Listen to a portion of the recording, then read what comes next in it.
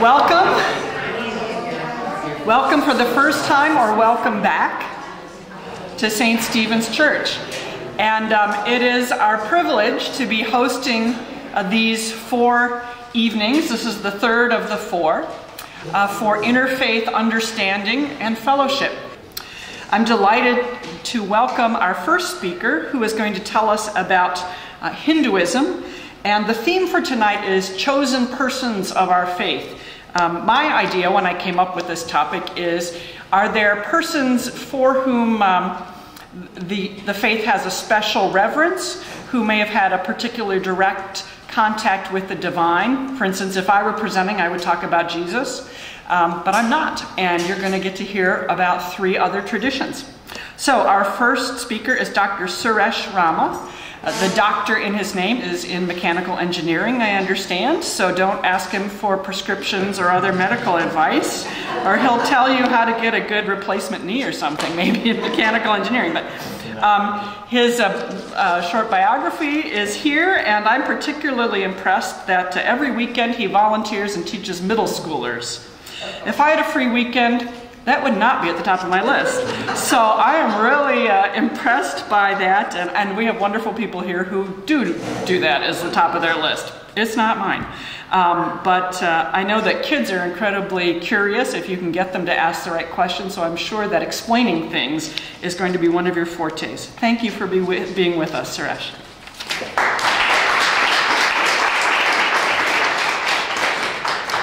Thank you very much for that wonderful introduction, and good evening, everybody. Thank you for having me today.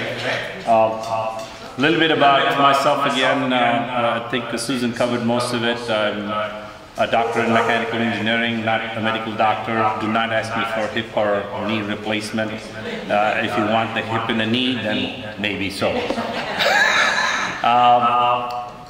I have taken to a little bit about my background. I grew up in India. I came here in 1985 and to pursue my graduate studies.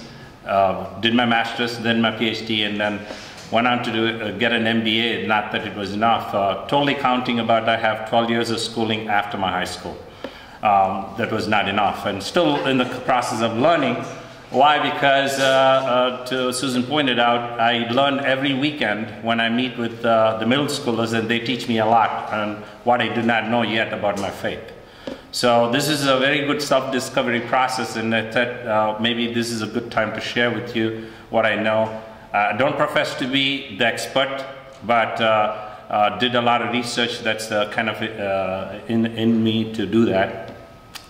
But before I start on this topic, I just wanted to see if you are all enjoying the weather that we're having today. You are? Well, I do not know if you have complaints or basically really a relief that we have really gotten above freezing after all this while. So in a way, if you look at it, yeah, we've gotten above freezing, so it's great. But how many of you went through what we went through on Tuesday? Did anybody just look out the window every hour? Yeah. How many of you felt that you were really in Michigan? You know, you have the saying, right? Wait an hour and the weather changes. And physically it happened, right? You had snow squalls, and then another hour later you had beautiful sunshine. And then you turn your face away and then look out the window, there was snow squalls again. And you say, where did that come from? So and most of you would have been born and raised in Michigan. I lived here almost 20 years, and I'm kind of getting used to it, and most of you may have been used to it. But imagine this, right? How do you explain that weather to a person in California who's seen Michigan on a map but never been to Michigan?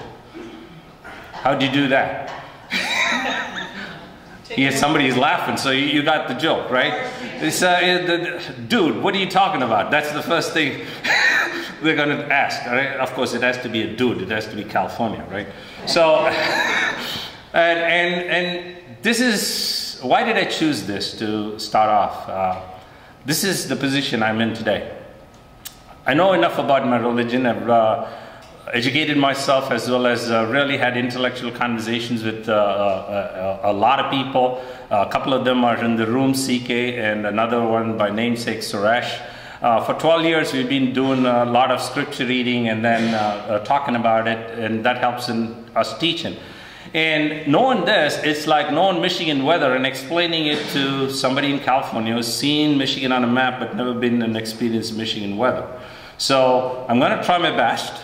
Okay, so if I do make any errors, please feel free to correct me. Okay, all right.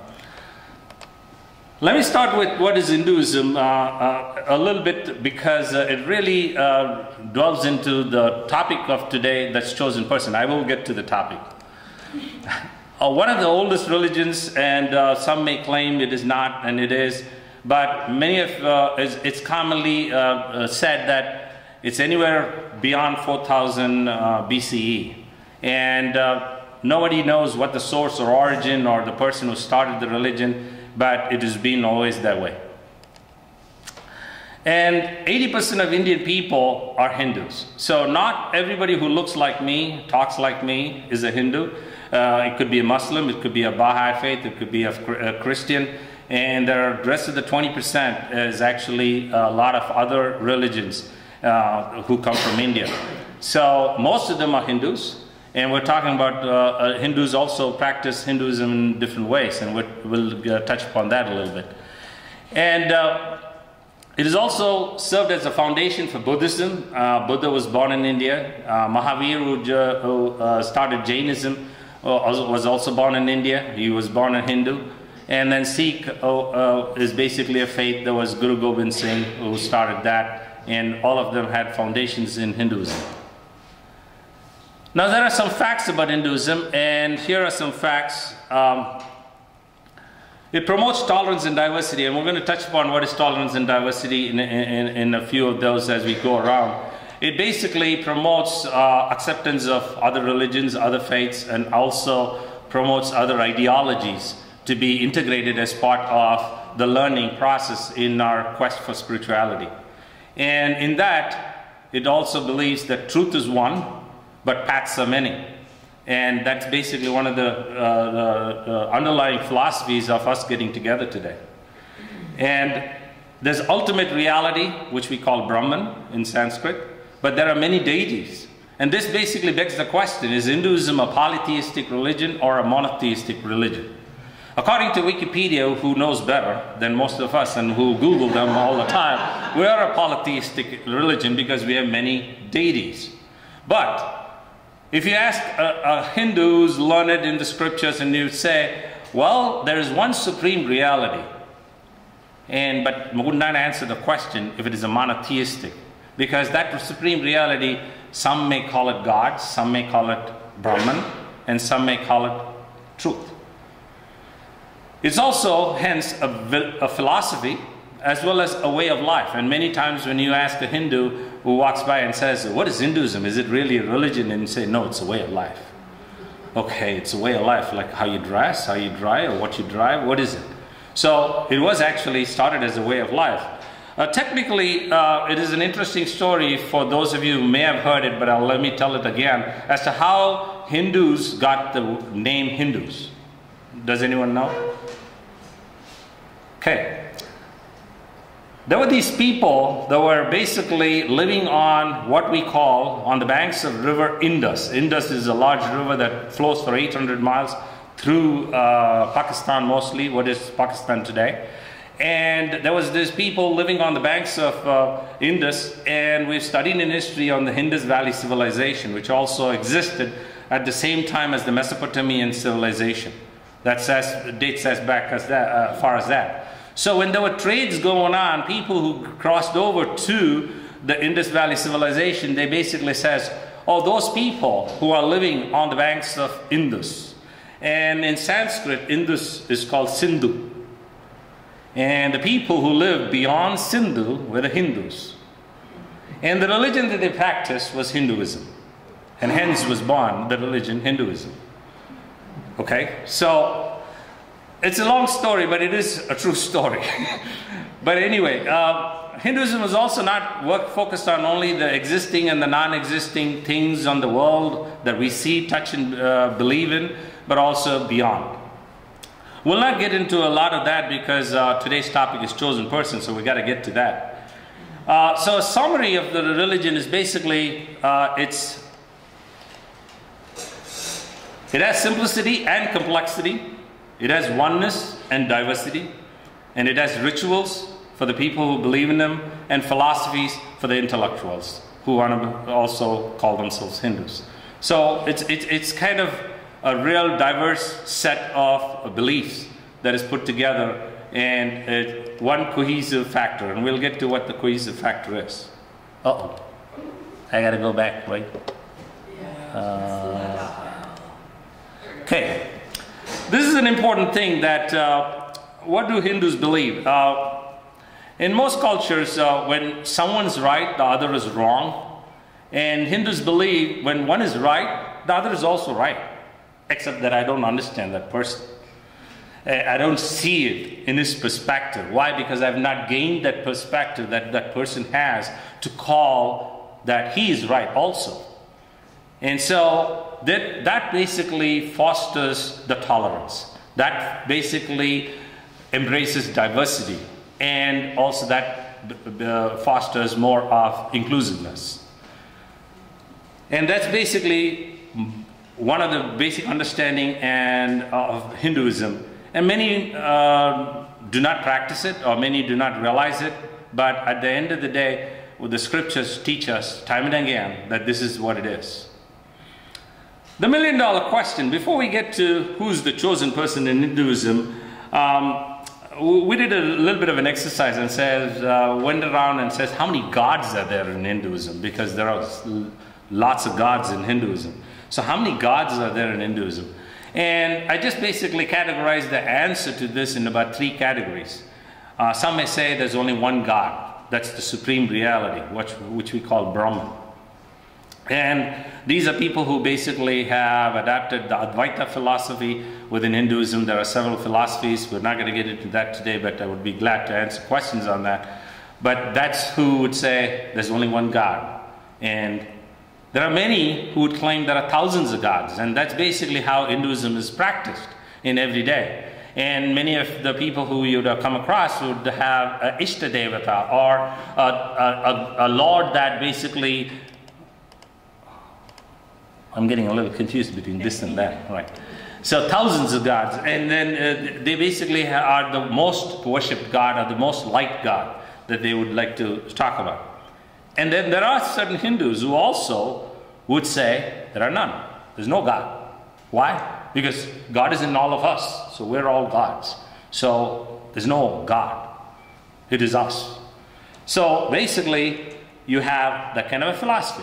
So when there is so many conflicting maybe, or we don't understand the perspective from who is talking to us, if you take it in that sense and ask the same question, how many chosen person, or who is the chosen person in Hinduism is? Of course, they're going to say one, Brahman. He needs no chosen person. He is the chosen person, and he is the messenger. And he is the supreme reality, the all-knowing, omnipresent, omniscient. And he's everywhere. Then you have billions who consider that each and every one of us as individuals, who are basically thinking of us as gods who chose to live a human life, rather than humans who are seeking God. So basically, when you take those kind of perspective, then you basically have billions of people who are the chosen people. And then, of course, there's always the other person who would say, 1 billion or none. There are no chosen person. God doesn't need a chosen person to communicate to you. Each and every one of you have the capability to communicate directly to God. You have a direct line to God, a red button heart, a hotline to God, and then you just have to call in. And so you don't need a chosen person to mediate between God and you. So there are several philosophies. Again, we appreciate all of the philosophies. Again, it was with the understanding that we do not understand the other person's perspective yet. Now, it's a lot of words, but why is this perspective so prevalent in Hinduism? It's because Hinduism, as I told you, did not evolve as an organized theistic religion with mandatory commandments. It was basically a way of life practiced by those who were living on the banks of Sindhu, who were called Hindus, and hence it basically evolved into a religion. When the other religions of the world sprang up and basically took dominance, they wanted an identity, and hence Hinduism was evolved. And it is up to every Hindu to conduct a focused inquiry, contemplate and meditate, and conclude on what he wants to believe or even disbelieve about God, religion, and spirituality. And such is basically the flexibility that is given in Hinduism. So there could be a person who never goes to a temple, who never appreciates or prays to God, but is loving of human fellow men and does service to fellow men and is kind and gentle to his fellow human beings, and he still would call himself a Hindu. So there is so much diversity. That's where the tolerance and diversity was talking about. So what essentially binds Hinduism? It is the basic principle of unity, the oneness of existence, the ultimate reality, Brahman. That is what holds Hinduism together. And I didn't write this down, but the concept of one in many, the one, the supreme reality in all of us, in many, and the many, all of us existing in one. So one in many and many in one is basically a summary of that last sentence. So who's the chosen person in Hinduism? So I took a little bit of a lead from the Puranas, and Puranas are the Hindu mythology, and you have Puranas and Itihasas. Itihasas are considered history, historical events that were recorded, and then Puranas are the ones that are Hindu mythology, and these are not sacred texts, but these are basically purports of stories to convey messages. And from here, and also through blogging, we did find out how many chosen persons are there in Hinduism. And I started counting. So here we are. We started with about 10 of them, and then people were not satisfied with that. And so when we asked, we got another 10, and then kept going and going and going. I said, I'll stop at 20 to just show you the 20. And there are some of the people who are like basically colored in red, and you may ask why, because I'm going to be talking about a little bit of that and why. So those are the ones that we'll be talking about as chosen people, our chosen persons, and why.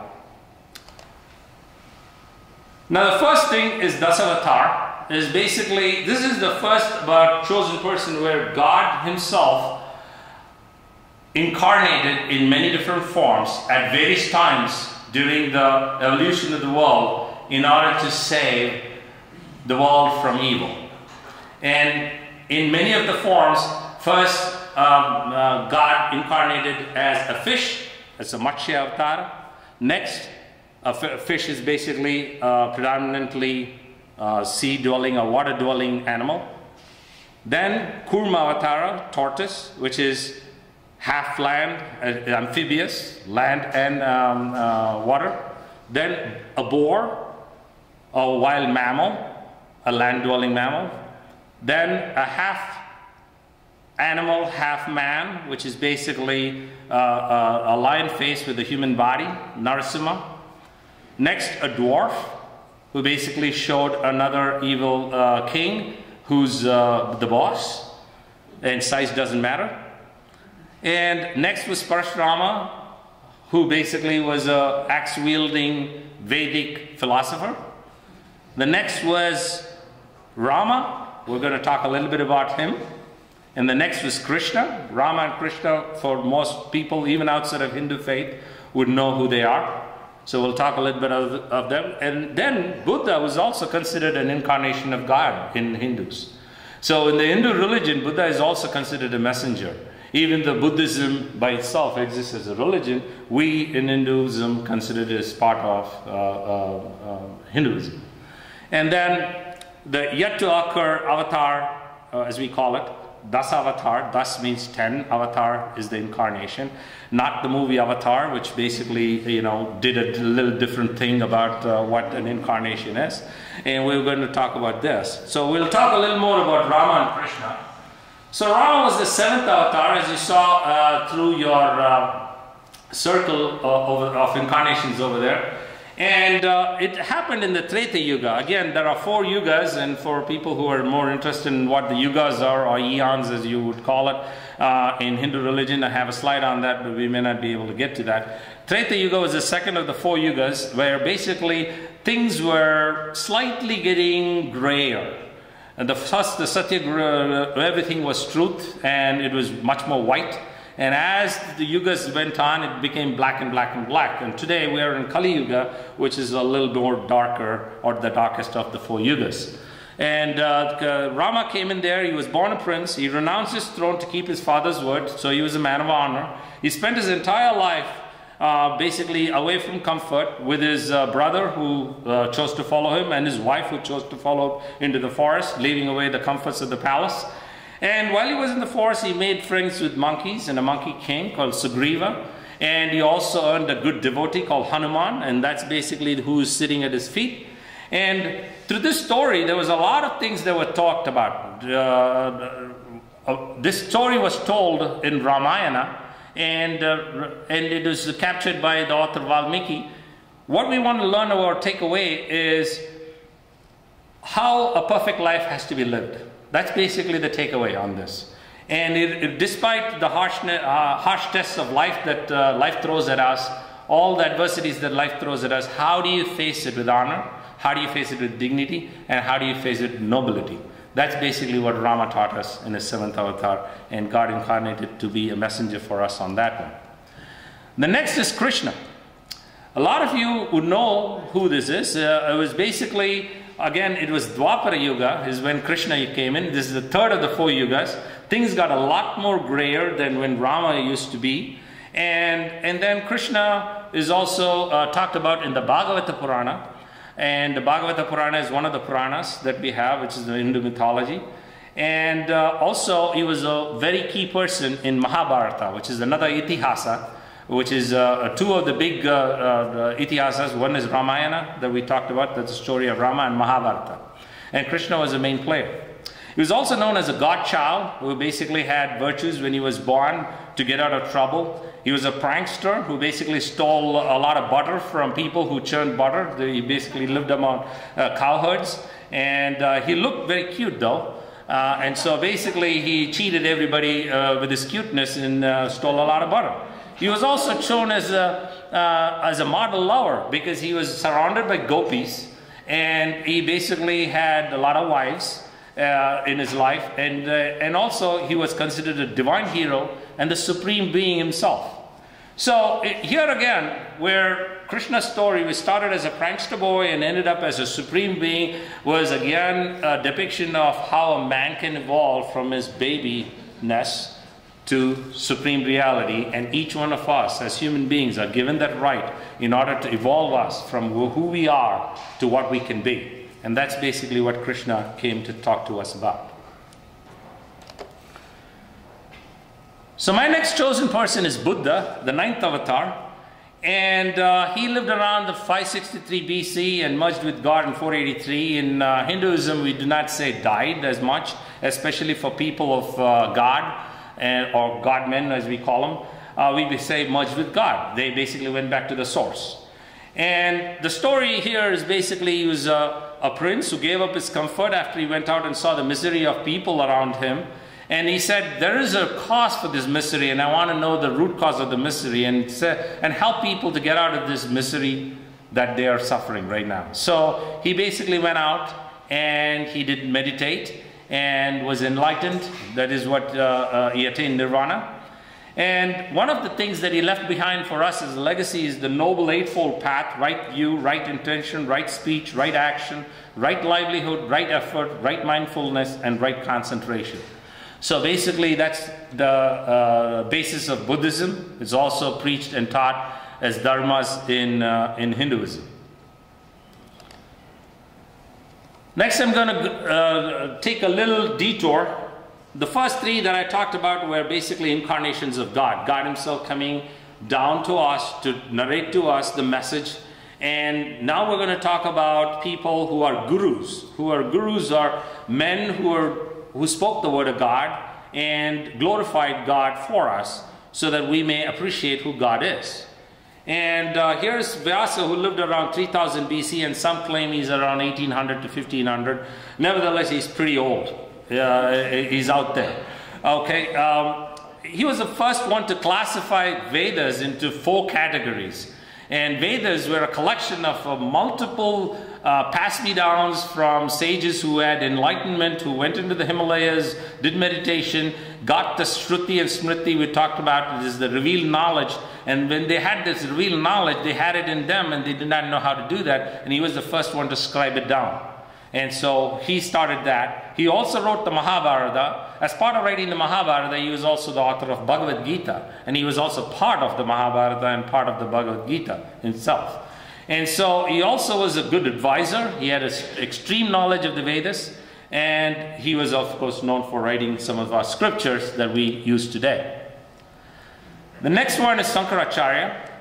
Sankaracharya, and now we're getting into kind of the CE category. From the BCE, we're coming into the CE, the Common Era category. And here again, Sankaracharya is also considered an Amsa, or a manifestation of God, Shiva. And so basically he came down, and at the age of 8, he left home and basically wanted to spread the word of God.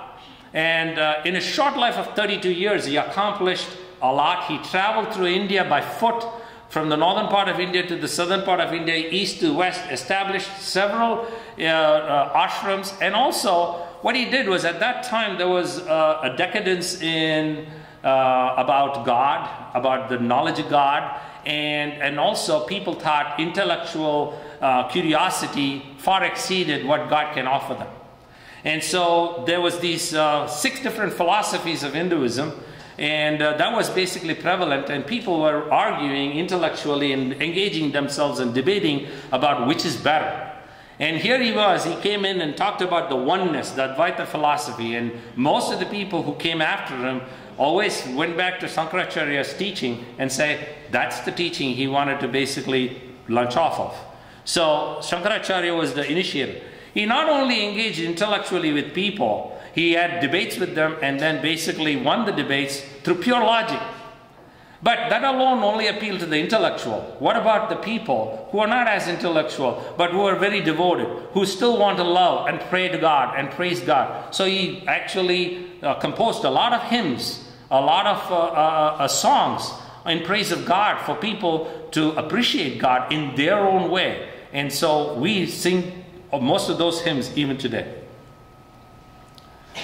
Next is Swami Vivekananda, and one of the reasons I chose him, and there are several people to choose from, he was born in 1863, 1902. This is when British ruled India.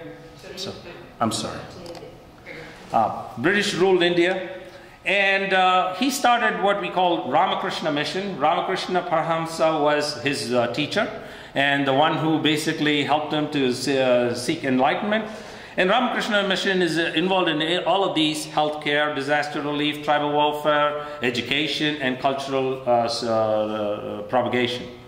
And what he was known for was inspiring young people. His philosophy was, well, most of the people take to spirituality after they are in their 50s or 60s, and most of them have rickety joints or something, and you may not even be able to get down and do anything about it if you wanted to help people. So why don't you start young? So you can really, when you're young, you can go help people, love the people, serve the people, and take care of them when you're young. So get into spirituality right away. So he was the one that sparked spirituality in young people. And he gave lectures in English, and this is interesting. In those days, people to give lectures in English about Vedas, which was, it was kind of almost sacrilegious. Why? Because most of it was taught in Sanskrit, and we talked about that in our last lecture when people started converting Bible into English. People thought, okay, you have to be killed for that, right? Something like that. Over here, he was the first one to talk in English, and what did he do? He represented Hinduism in the Parliament of World Religions in 1893 in Chicago.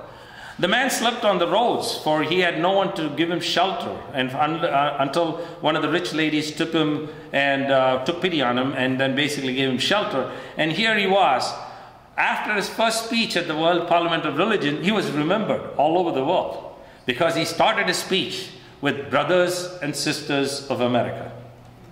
Not ladies and gentlemen. as most of the others did.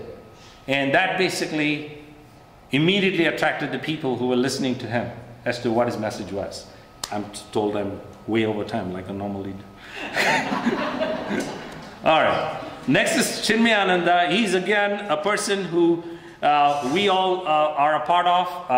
I teach here the 7th, 8th, and 8th graders in Chinmay Mission. They basically are into, again, healthcare, spiritual education, cultural education, and they meet here in the Bharatiya Temple. CK is also part of that, and they also do research on Hinduism, Chinmay International Foundation, and also service through CORD, which is a Chinmay Organization for Rural Development. And he had a deep understanding of Vedas, and he was very intellectual, similar to, he claimed to be the Swami Vivekananda's reincarnation. Why? Because he basically was the same vigor in invigorating young people. And he wrote lots and lots of books, and most of my education comes from his writing. Now we're going to talk about the 3 Sai Babas. I'm going to focus on only one of the 3 Sai Babas. That is the Satya Sai Baba in the middle.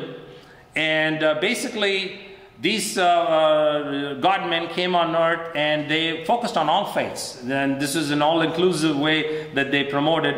And their message was very simple: love all, serve all, help ever, hurt never. We'll talk about the Satya Sai Baba, the second one. He basically was born in 1926, passed out, merged with God in 2011. And he has a Satya Sai organization. I teach at this also. This meets in Farmington Hills. They have about 1,200 centers in 126 countries. And it is also followed by devotees of all faith. So one of the key messages from him is one of the Christians approached him and say, Swami, and that's what most of the people call him. Now, I'm a Christian, but I like your teachings. It's very simple to understand. Do I need to become a Hindu?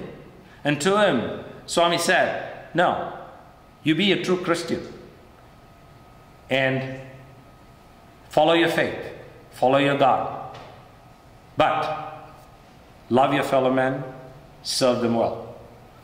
Now, I'm going to take a few minutes to sing this out. It's a couple of minutes. I'm sorry, I'm going over. Okay. But it's fascinating. This is kind of glorifying his teachings, and what I'm going to do is I'm going to just basically get to the middle of it rather than go through all of it. All I want is your love, my child. All I want is your faith. All I want is your love in God, no matter what your faith. So says Baba, Satya Sai Baba, Satya Sai Baba, my Lord.